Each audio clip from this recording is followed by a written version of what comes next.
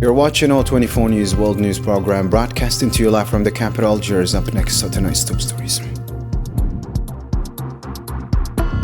Algeria and Somalia sign cooperation deals, vowing to boost partnership, back Palestine and African causes.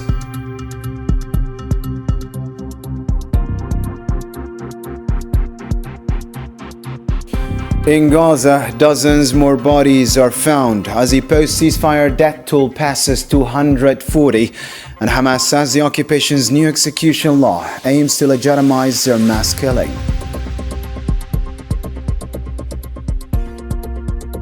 Sudan's army bombs RSF positions, and the UN warns 200,000 are missing in the besieged city of Al-Fasher.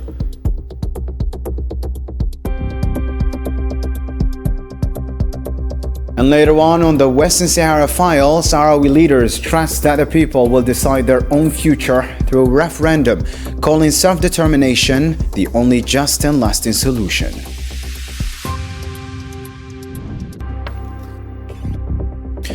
Algerian President Abdelmadjid Tebboune on Tuesday welcomed Somali President Hassan Sheikh Mahmoud at the Mouradia Palace.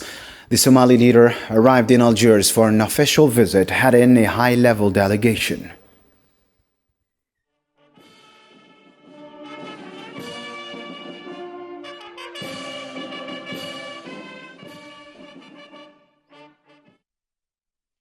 President of the Republic Abdelmadjid Tebboune later held one-on-one talks with Somali President Hassan Sheikh Mahmoud.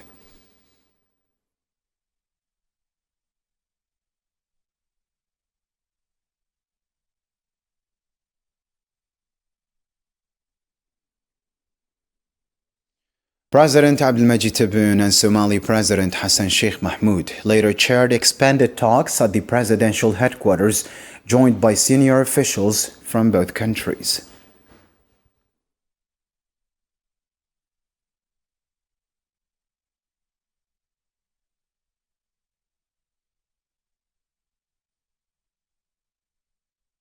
On Tuesday, Presidents Abdelmadjid Tebboune and Hassan Sheikh Mahmoud oversaw the signing of several cooperation agreements at the presidential palace in Algiers. The two countries signed a Memorandum of Understanding between Algeria's Ministry of Higher Education and Scientific Research and Somalia's Ministry of Education, Culture and Higher Education, along with an executive program covering 2026 to 2029. Agreements were also signed in agriculture, fisheries and animal health, as well as in the oil, gas and mining sectors. Another accord exempts holders of diplomatic passports from visa requirements.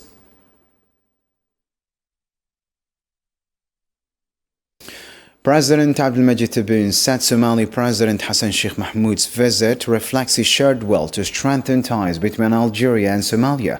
Speaking at a joint press conference, President Tebboune highlighted both countries' commitment to deepening cooperation and building stronger partnerships that serve their mutual interests and peoples.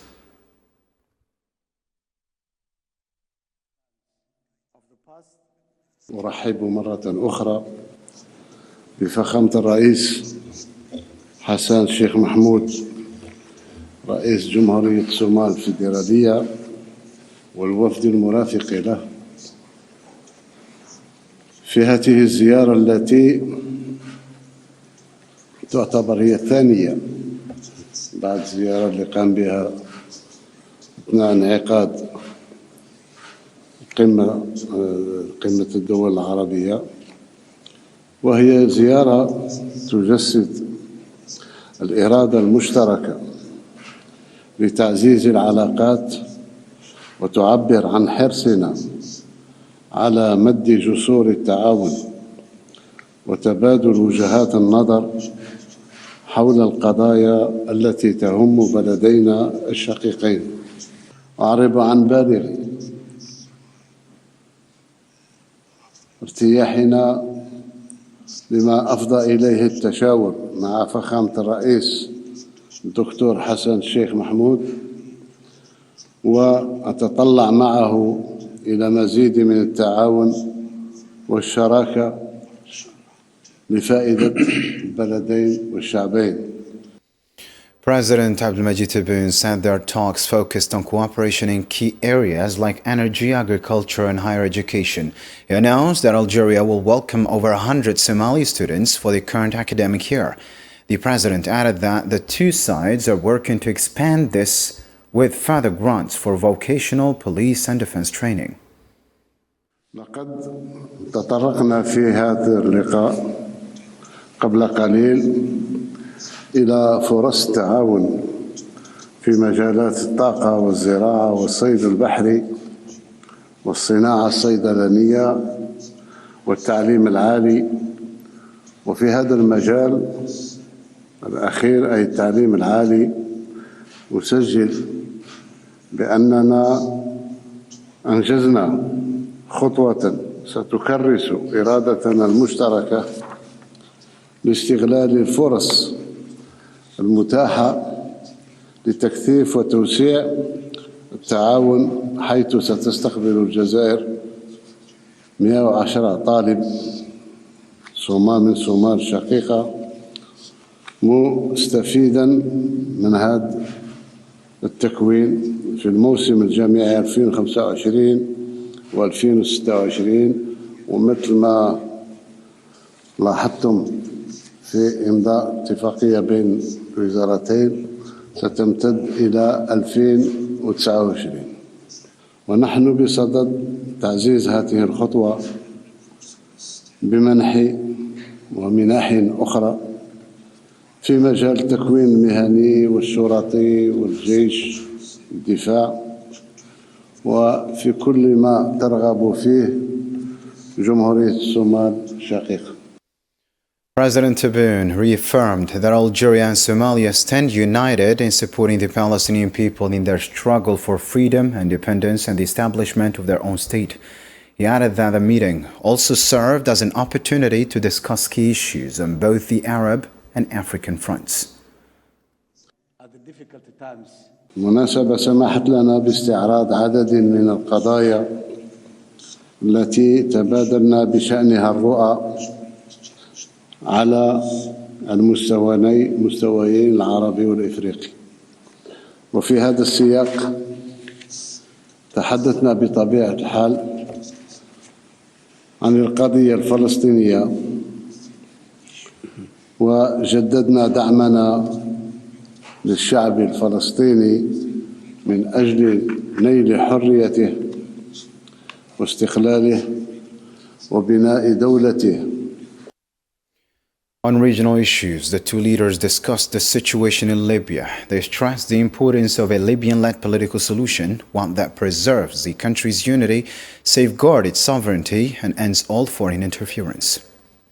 وبطبيعة الحال تطرقنا إلى الأوضاع في ليبيا وأكدنا معا على أهمية الحل السياسي الليبي الجامع من خلال انتخابات حرة تفضي إلى بناء مؤسسات شرعية وتحافظ على وحدة ليبيا وسيادة شعبها الشقيق على أرضه ووضع حد للتدخلات الأجنبية في شؤونه.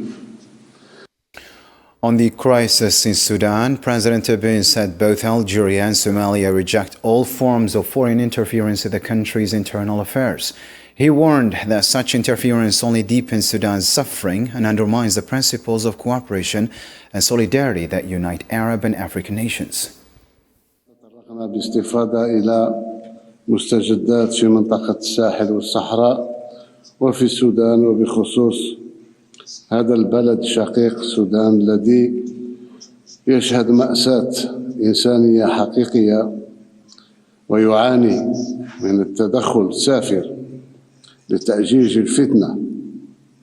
عبرنا عن رفض تلك التدخلات الوخيمة العواقب والتي ما فتئت تمعن في الإضرار بهذا البلد الشقيق وتزيد من تأزم الوضع، متجاوزة لكل المبادئ والقيم والأسس الأخلاقية والسياسية التي تقوم عليها تقاليد التعاون والتضامن في المنطقة العربية وفي القارة الإفريقية. For his part, Somali President Hassan Sheikh Mahmoud expressed satisfaction with the outcomes of his talks with President Tebboune. In a joint statement, he highlighted the shared goal of deepening cooperation and partnership, stressing both countries' commitment to strengthening regional stability, promoting economic integration, and advancing the objectives of the African Union's Agenda 2063. It is a great honor and privilege to be in the People's Democratic Republic of Algeria, a country whose broad history of liberation, leadership, solidarity, and continuously inspire us all in Africa and in the Arab world. Our discussion today were marked by a strong spirit of fraternity, mutual understanding, and shared determination to strengthen the historic bonds that unite our two peoples. We exchanged views on excellent relationship between Somalia and Algeria and reaffirmed our continuous commitment to building a partnership founded on mutual benefit and mutual respect. We have reviewed key areas of cooperation regarding the trade and investment, education, defense, security, agriculture, and human capacity and human capital development. We have agreed to work together to promote regional stability, strengthen economic integration, and advance the broader objectives of the African Union and African Union's Agenda of 2063 and Somalia's vision of 2060. The Somali president also affirmed their unified, principled support for the Palestinian people's legitimate struggle for an independent state with Al-Quds as its capital. He also stressed the need to respect the sovereignty and territorial integrity of Libya, Sudan, and Western Sahara. We have agreed to stand steadily and solidly with the people of Palestine for their independence and their own state, which Qudus al-Sharif is the capital within the borders of 1967. Similarly, we have discussed many other issues that exist in the Arab world regarding Libya, regarding Sudan, regarding Sahara, and all of them we stand that those countries, Libya and Sudan, their sovereignty, territorial integrity has to be respected, and Algeria and Somalia together will work to make sure that those countries enjoy these basic rights that every other country in the world has. Somali President Hassan Sheikh Mahmoud praised Algeria for its role in promoting peace, justice, and African solidarity. He noted that Somalia values Algeria's ongoing support for peace and stability efforts, highlighting a shared vision centered on defending the rights and interests of the African peoples. We have reaffirmed our support for multilateralism as a foundation for solving regional and global problems. Somalia greatly values Algeria's enduring role in promoting peace, justice, and African solidarity as well. We also appreciate Algeria's unwavering support to Somalia's state building and peace consolidation efforts. Our two nations share vision of self-reliance. Somali President Hassan Sheikh Mahmoud paid tribute Tuesday at Algiers Martyrs Memorial, honoring those who fell during Algeria's liberation war. He laid a wreath at the memorial for the November 1st revolution and recited the opening chapter of the Quran in their memory. The Somali leader also visited the National Museum of the Mujahid, viewing exhibits that trace Algeria's resistance from popular uprisings and the national movement to the armed struggle of the War of Liberation.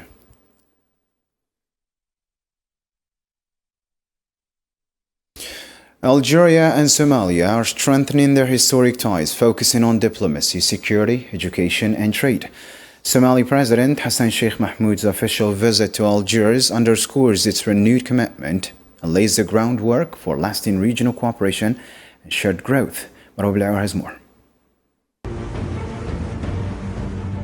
United by shared values of solidarity and trust, Algeria and Somalia are committed to transforming their historic ties into tangible cooperation across diplomacy, security, education, and trade. Somali President Hassan Sheikh Mohammed's official visit to Algeria marks a new chapter in the strong relations between the two African nations. High-level exchanges in recent years have deepened Algeria and Somalia's alignment on key regional and international issues. On the international stage, both countries have strengthened coordination within the United Nations, particularly at the Security Council, aligning their positions on African and Arab affairs. Regionally, the two countries support the Palestinian people's right to statehood with Al-Quds as its capital, call for respect of Sudan's sovereignty and stability, back UN efforts for a fair resolution of the Western Sahara issue, and advocate for a political solution in Libya that ends division and excludes foreign interference. Last August, the Somali foreign minister's visit to Algeria resulted in the creation of a joint ministerial commission and a political consultation mechanism to monitor and accelerate shared projects. A concrete step reflecting Algeria's commitment to human development lies in the increase of scholarships for Somali students from 15 to 50 annually.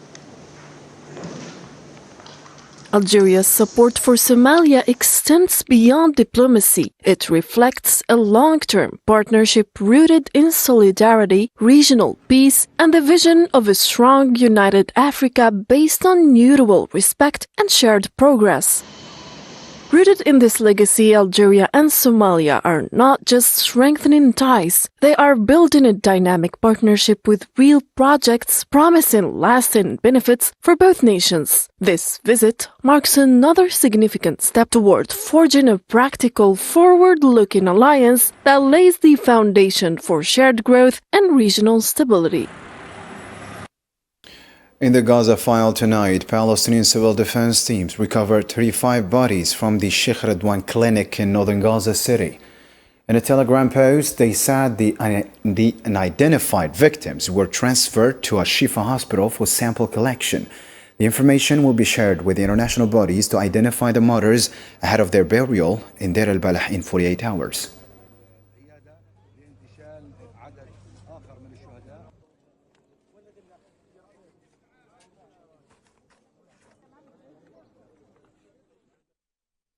The government media office in Gaza reports the occupation has continued to violate the ceasefire agreement. It says the violations have resulted in the deaths of 242 Palestinians with more than 620 others injured. In a statement Tuesday, the office confirmed the occupation committed more than 282 blatant and systematic breaches. It added that Zionist forces carried out more than 88 shooting incidents that directly targeted civilians, describing these practices as brutal and a violation of all terms of the announced agreement.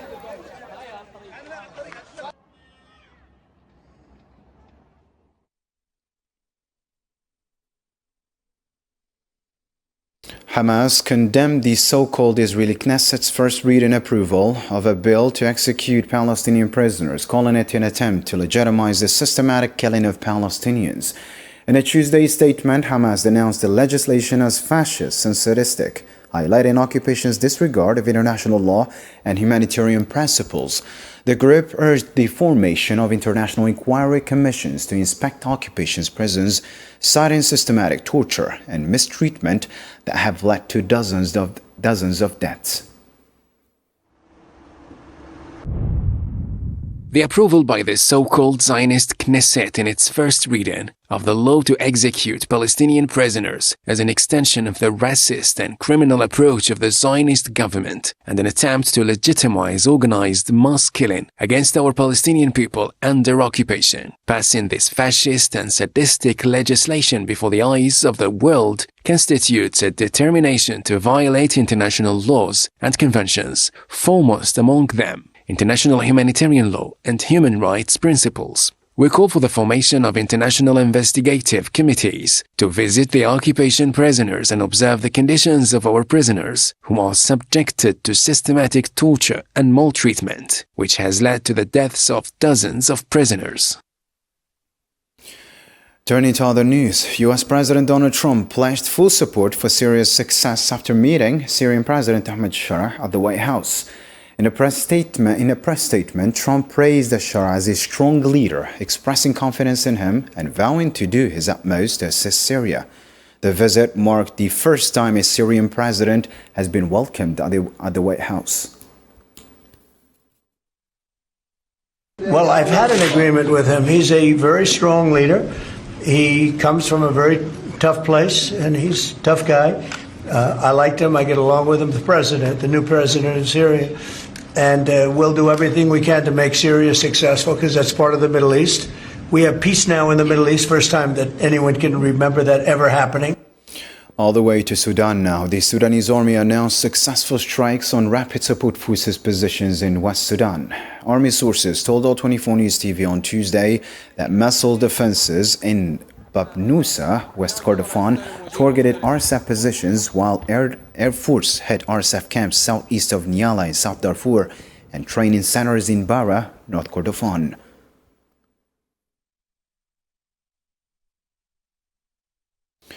The Darfur regional government reported that over 206,000 residents of Al-Fashir are missing following the rapid support forces takeover of the city. The regional government's media officer told All24 News TV on Tuesday that the missing include children, women, and the wounded, many of whom may have been detained or killed by the RSF.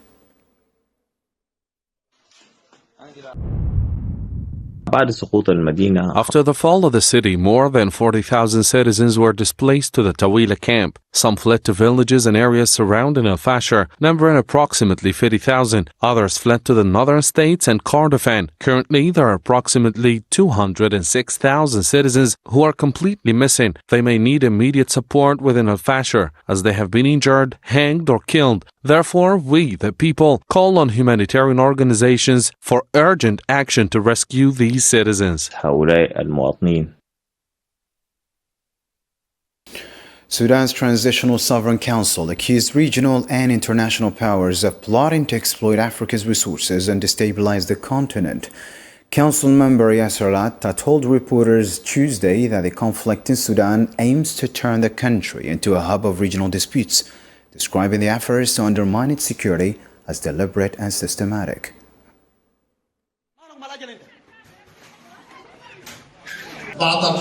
After the war, which began in April 2023, that was planned by the enemy since 2017 to take over Sudan. It wasn't just Sudan, but also parts of Libya, Chad, and South Sudan, including the state of Niger. So that Sudan would become a hotbed for conflict, strife, and terrorism, which would ultimately lead to taking all the benefits of Africa. The goal is to plunder the resources of this continent. A member of Sudan's Transitional Sovereign Council said the grave violations committed in Al-Fashir have shifted global perceptions of the rapid support forces. What happened in Al-Fashir is a shock to the entire world. The world, which remained silent and watched, is now stunned by what transpired in Al-Fashir, or Zakaria Al-Fashir. Al-Fashir, the city of history and civilization, the city that once clothed the Holy Kaaba, and the city of Quran. What did its people wish for? Switching focus to another topical news story. Polisario Front reaffirmed that the Sahrawi people will determine their own future through a free and fair referendum. In an interview with Spanish media, the Front's representative in Spain, Abdullah Al-Arabi, said the Sahrawi stance on decolonization remains firm, adding that Morocco is avoiding the referendum because it knows the Sahrawis would choose independence. The Sahrawi people will not accept anything imposed on them, and the only option is to hold a referendum on self-determination. Morocco is evading the organization of such a referendum because it knows very well that the Sahrawi people will vote in favor of independence. The UN Security Council Resolution 2797, issued on October 31, does not constitute support for the so-called Moroccan Autonomy Plan, as the occupying power claims. Rather, it calls on both parties to the conflict to negotiate in order to reach a mutually acceptable solution.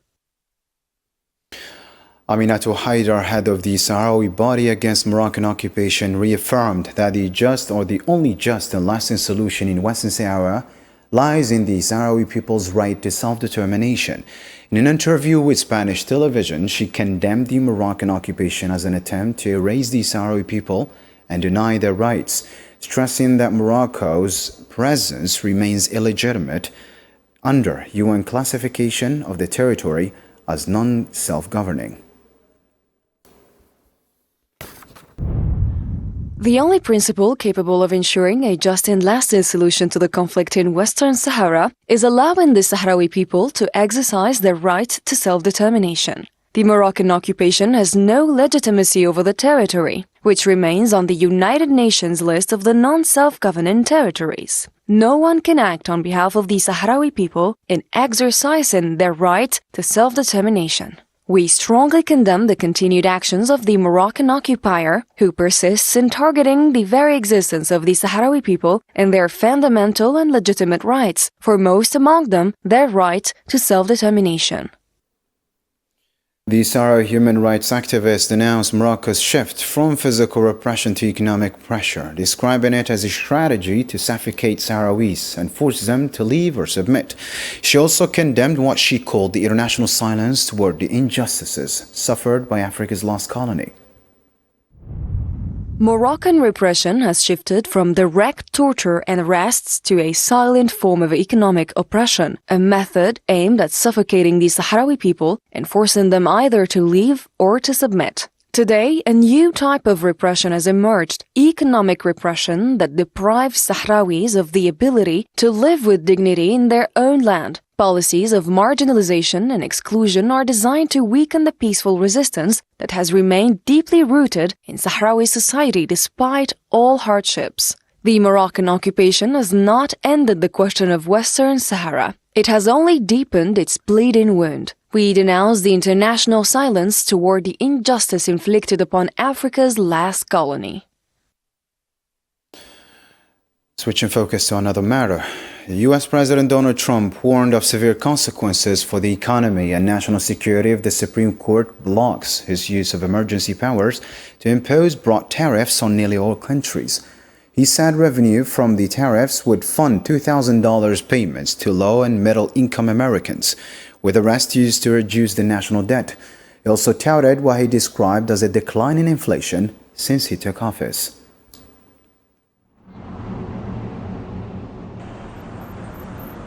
Without tariffs, this country would be in such trouble, as they were for many years. That's why we owe $38 trillion. And one of the things we're going to do, we're going to issue a dividend to our middle-income people and lower-income people of about $2,000. And we're going to use the remaining tariffs to lower our debt. We're going to be lowering our debt, which is a national security thing. So we're doing a lot of good work. The numbers were reported so incorrectly. The real numbers are trillions of dollars have been taken in or gotten in terms of investment from the tariffs. And so if that were ever reversed, it would be a disaster.